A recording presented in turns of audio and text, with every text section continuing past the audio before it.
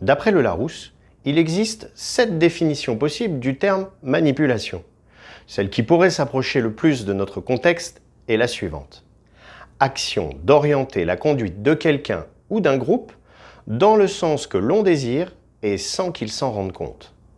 Si l'on s'intéresse maintenant à l'étymologie du mot, il est issu du latin médiéval manipulare qui signifiait conduire avec la main.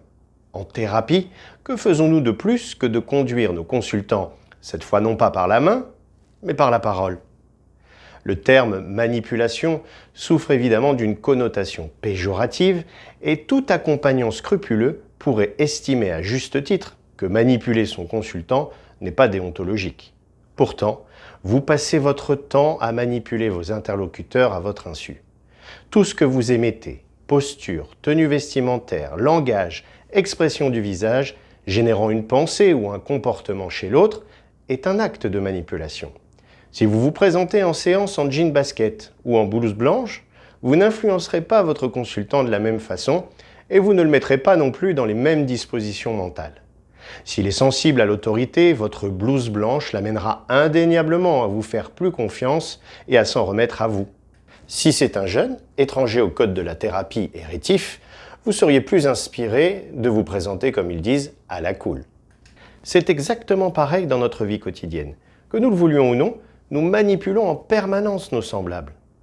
Le fait que j'ai temporairement changé ma tenue pendant cette vidéo a nécessairement fait naître des pensées ou des commentaires et même des sentiments en vous. De la surprise, de l'étonnement, un sourire peut-être.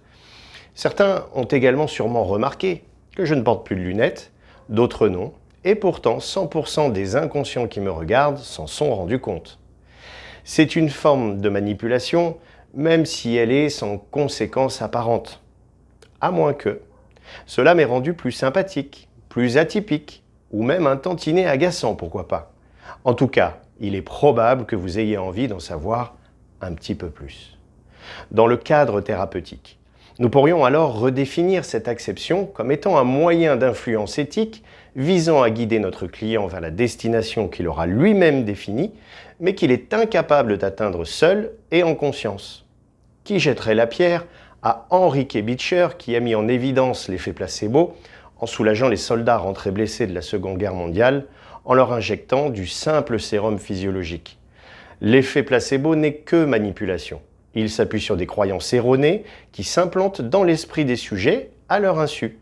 Les études montrent même que la couleur des pilules de sucre ont une influence sur les résultats obtenus. Pourtant, parce que l'éthique et l'intention de l'opérateur est positive, les résultats sont extrêmement satisfaisants pour le destinataire.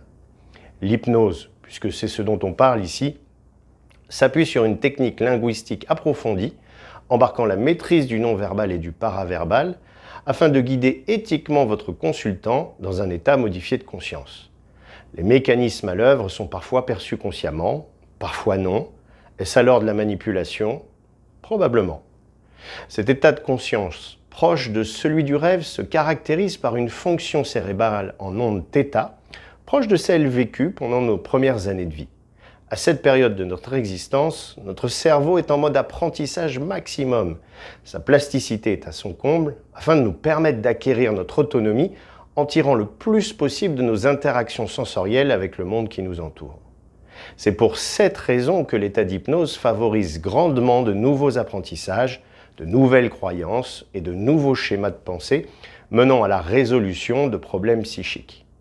Dans le cadre de la formation que je vous propose au sein de l'EFPP, ce sont tous ces rouages qui vous seront enseignés afin de vous offrir de nouvelles perspectives de prise en charge de vos clients.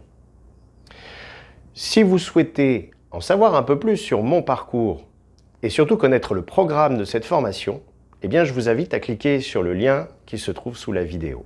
À bientôt!